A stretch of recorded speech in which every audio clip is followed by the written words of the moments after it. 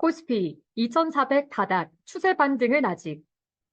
주식시장이 3주 연속 하락했습니다. 연초 들어 미국의 경제지표 호조로 조기 금리 인하에 대한 기대가 후퇴하면서 시장금리와 환율이 다시 오르고 주가 하락 압력이 높아진 탓입니다. 단기 조정 후 대형 기술주 주도로 반등에 성공한 미국 증시와 달리 국내 증시는 커지는 지정학적 불안으로 인한 부담이 겹치면서 조정이 깊어졌습니다. 주 후반에 반도체 중심의 외국의 매수세에 힘입어 코스피가 2,400대 초반까지 해서 지지선을 구축한 모습이지만 증시 전문가들은 아직 추세적인 반등을 점치기는 이르다는 반응입니다. 21일 연합인포맥스에 따르면 코스피는 지난 19일에 2,472.74로 일주일 전인 지난 12일보다 1.07% 내렸습니다. 업종별로는 음식료품이 마이너스 6.44%, 섬유의복이 마이너스 6.07%, 철강금속이 마이너스 5.63%, 보험이 마이너스 5.18%, 화학이 마이너스 5.175%, 서비스가 마이너스 4.65%, 의료정밀이 마이너스 4.21%, 기계가 마이너스 4.17%, 건설이 마이너스 3.63%, 의약품이 마이너스 3.44%, 유통이 마이너스 3.33%, 운수창고가 마이너스 3.27%, 전기가스가 마이너스 2.99%, 증권이 마이너스 2.87%, 비금속 광물이 마이너스 2.85% 등 대부분이 하락한 가운데 반도체주가 포함된 전기전자가 0.09%만이 소폭 올랐습니다. 외국인 투자자는 유가지고 시장에서 한 주간 5,600억 원어치의 주식 현물과 1조 9,244억 원어치의 코스피 200 선물을 순매도했습니다. 기관은 프로그램 매매를 포함해 5,765억 원을 순매도한 반면 개인은 1조 498억 원 순매수했습니다. 코스닥 시장에서 외국인과 개인이 248억 원, 1,019억 원 각각 순매도했으나 기관이 2,273억 원 순매수했습니다. 코스닥 지수는 일주일 전보다 2.92% 내린 842.67로 2주째 하락했습니다. 코스피는 주간 기준으로 3주 연속 하락해 올해 들어 낙폭이 182.54로 커지면서 작년에 11월에서 12월의 상승분의 절반가량을 반납했습니다. 코스닥 지수는 연말 대비 2.75% 내렸습니다. 3대 주가 지수가 최근 2주 연속 반등해 연초 이후 수익률을 플러스로 전환한 미국 증시와는 대조적입니다.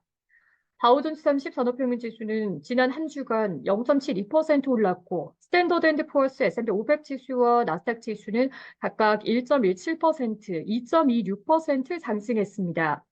S&P 500 지수는 19일 4,800을 넘어서며 2년 만에 사상 최고가를 경신했습니다.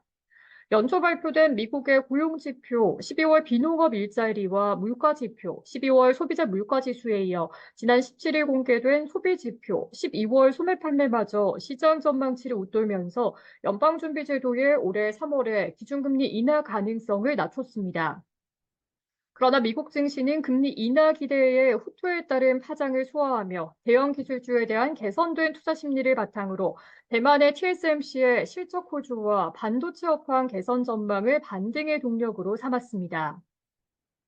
이에 반해 한국 증시는 이렇다 할 모멘텀을 찾지 못했습니다. 연초 지속되는 증시 부진은 지난 연말 과도했던 금리 인하에 대한 기대가 식으면서 위험자산 회피 심리가 강화된 가운데 장기화되는 중동 분쟁과 대만 총통 선거 이후 양안 간의 갈등 우려, 한반도의 긴장 구조로 지정학적 불안이 커진 영향으로 볼 수 있습니다. 달러화가 강세로 돌아선 가운데 원달러 환율은 두 달여 만에 1,340원대로 치솟으면서 한국 주식에 대한 매도 압력을 높였습니다.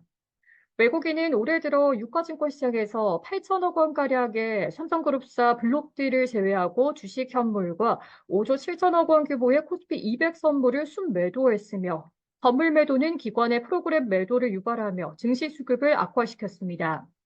지난 연말에 하향 안정세를 보이던 시장 금리도 반등하고 있습니다. 미국의 국채 10년물 금리는 지난해 말에 3.8%로 떨어졌습니다. 4.1%대로 올라섰습니다.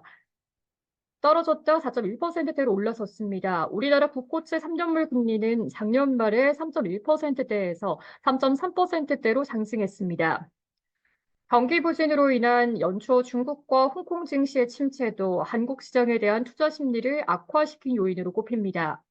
홍콩항생지수는 올해 들어 10.2% 하락했으며 중국의 선전 종합지수와 상하이 종합지수는 각각 8.23%, 4.8% 내렸습니다. 삼성전자의 어닝 쇼크로 약세를 보이던 국내 반도체주도 TSMC가 불러온 반도체 업황 회복 전망에 힘입어 주 후반에 반등했으나 증시 전반으로 파급되진 못했습니다.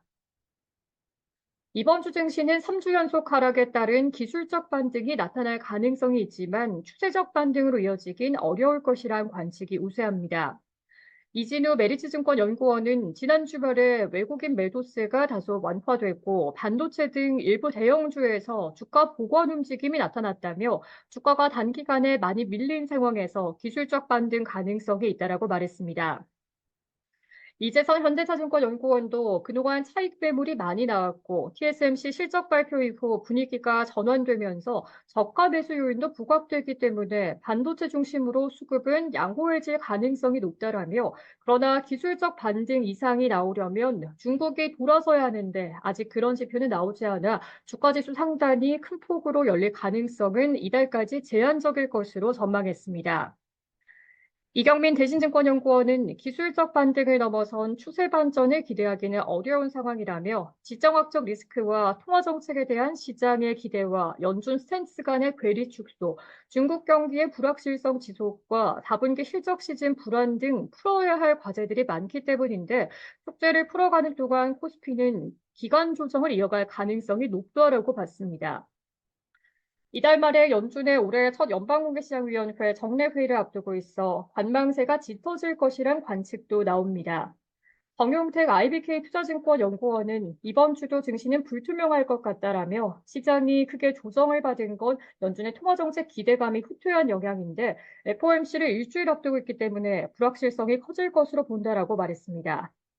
박소연 신영증권연구원은 FOMC에 대한 기대감이 남아있고 코스피가 고점 대비 200포인트 넘게 빠졌기 때문에 자율 반등이 가능할 것 같다라며 하지만 큰 폭의 반등보다는 FOMC를 기다리면서 반방 분위기가 나타날 것으로 예상했습니다.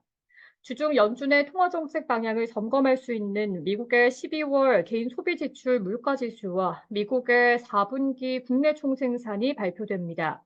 한국은행은 25일에 우리나라 4분기 GDP 속보치와 지난해 경제 성적표를 공개합니다.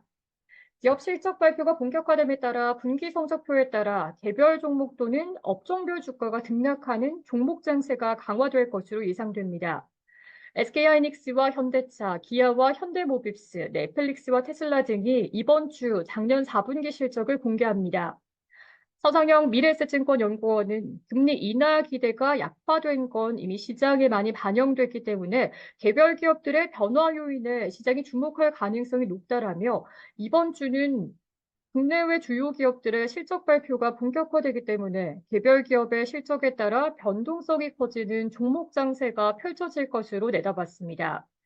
김영환 NH투자증권 연구원은 급격한 하락에 대한 기술적인 되돌림이 나올 수 있으나 단기적이라고 판단돼 당분간 보수적인 관점이 유지할 필요가 있다라며 전반적으로 부진한 4분기 실적 시즌 중에 어닝 서프라이즈를 기록하는 종목 중심의 대응을 권고한다라고 했습니다. NH투자증권은 이번 주 코스피 전망치를 2380에서 2500으로 제시했습니다.